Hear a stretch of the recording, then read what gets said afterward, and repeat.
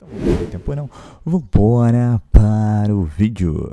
É uma preparação meio diferente, que em vez de resolver dúvidas, aumentou, porque o São Paulo não treinou na véspera do jogo, como é praxe para qualquer equipe, né? São Paulo viajou para Quito na manhã de quarta-feira, mais de 6 horas de viagem, sem ter treinado, né? Viajou direto. E na véspera, na terça-feira, o último treino não contou com todos os jogadores no campo. Os jogadores mais desgastados treinaram de tênis para evitar mais desgaste. Então, o que o São Paulo, o que o Crespo treinou até então e experimentou nos jogos, vai ser a baliza para ele escalar o time contra a LDU. Lembrando que, fora os jogadores há mais tempo fora da equipe, né? Casos do Luiz Gustavo, que foi liberado para voltar aos treinos normais, mas ainda não viajou. Do Lucas, que retirou os pontos no joelho e começou a trotar no campo. Do Oscar, que já vem fazendo exercícios no campo. E dos 3 centroavantes com ruptura do ligamento cruzado, Caleri, Rian e André Silva, os outros, todos, foram liberados e estão na delegação de 25 jogadores em Quito, né? Inclusive os preservados nos últimos jogos, né?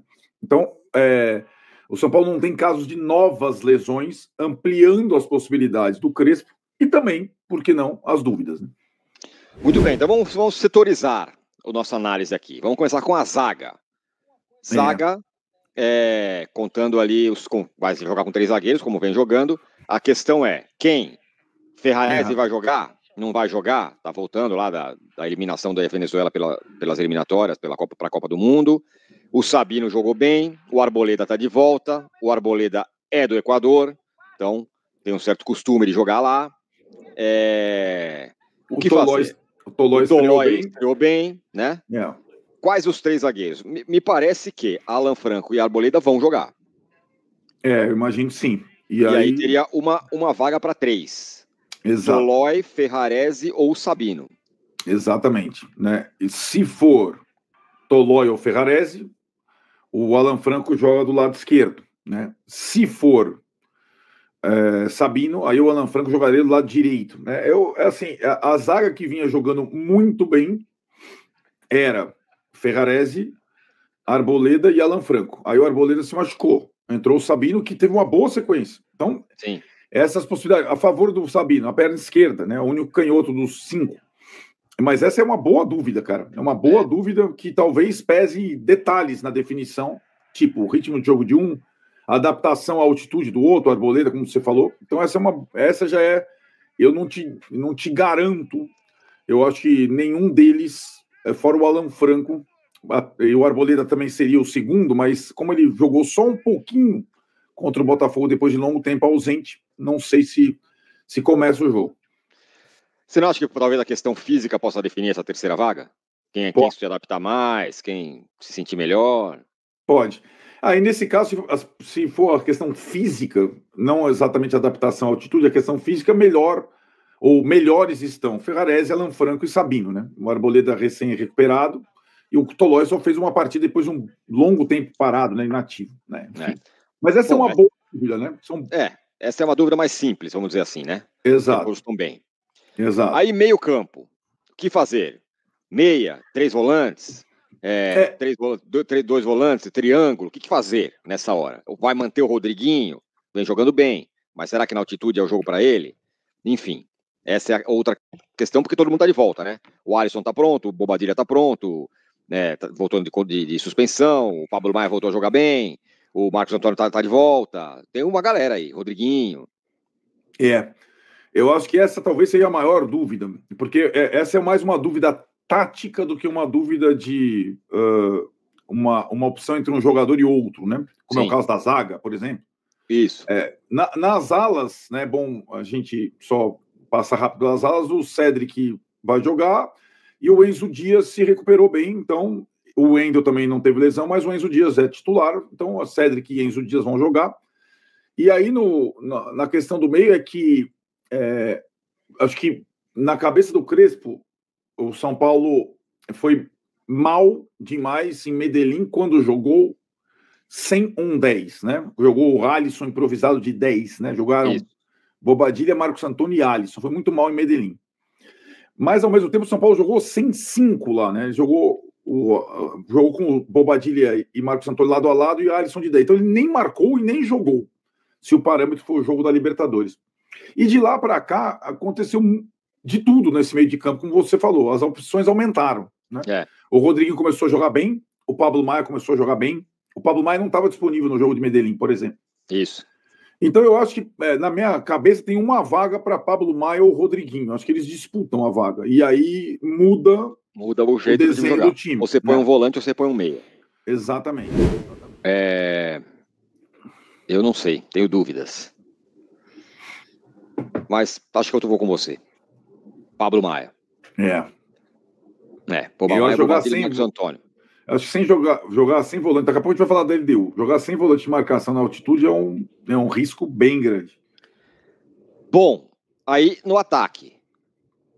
No ataque. Fala. Luciano de volta, e aí os outros todos disputam a posição de companheiro do Luciano, que ficou vaga desde que o André Silva se machucou, né? Ele começou com o Ferreirinha como titular, ele já usou o Dineno na última partida, ele já usou o Tapia, ele já usou o Rigoni. Então são 4 jogadores para uma vaga, né? Eu acho que aí depende. Eu acho que quem não tem chance, o Dineno, de começar jogando, pelo estilo. Agora, os outros 3 acho que tem, são estilos diferentes também, né? O Ferreirinha mais ponta que atacante, mais leve, menos competitivo. O Tapia essencialmente competitivo. E o Rigoni, que pode ser um misto dos dois aí, né? Mas que chegou agora. É a mesma situação que a gente levanta do Tolói, né?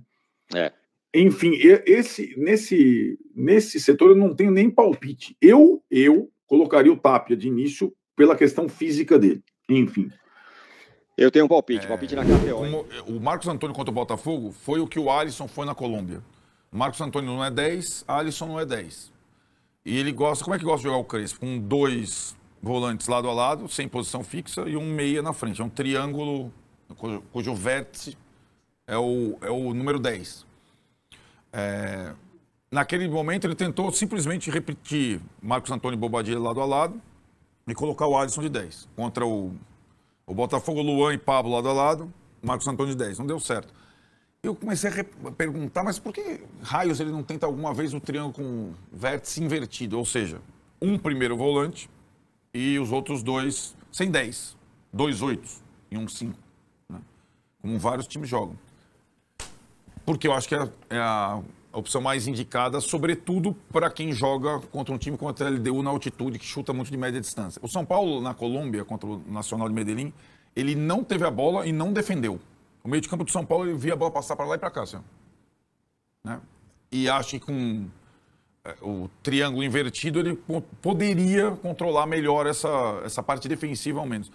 Aí eu falei, mas ele já fez isso. Aí eu lembrei, no jogo contra o Atlético Mineiro, recente, ele jogou com Pablo, Marcos Antônio e Bobadilla. Para mim, seria a melhor opção. Pablo de primeiro volante, Marcos Antônio de 8, Bobadilla outro 8.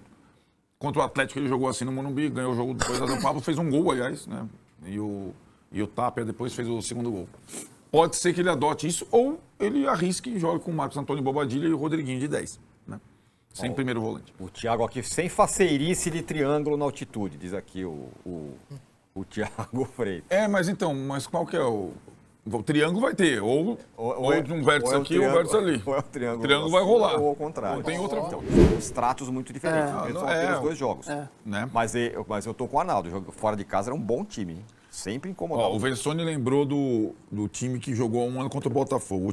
O último time que perdeu da LDU, né? O São Paulo, pela Sul-Americana, o time do Dorival. Falei aqui, o São Paulo já perdeu. Perdeu bem perdido, aliás, aquele jogo. E foi a menor diferença, porque já perdeu do Diniz 4-2, perdeu com o Cuca 3-0. Esse foi 2-1, foi tipo um jogo de Medellín, era pra ter sido um 5. Todo mundo saiu comemorando, né? Era Rafael, Rafinha, Arboleda, Beraldo, que foi um desastre, eu lembro. Lembra desse jogo? Nossa, que desastre. Rafael, Rafinha, Arboleda, Beraldo e Wellington. Gabriel Neves foi um desastre também. Alisson e Rodrigo Nestor.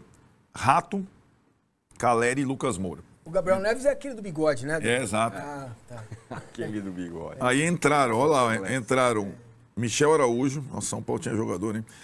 Luciano, Rames Rodrigues, Luan e Alan Franco entraram Pra fechar no jogo. O Dorival não podia reclamar, hein, cara? Dos técnicos que passaram pelo São Paulo ultimamente, tinha jogador, o homem, hein, cara? Tinha quantidade, né?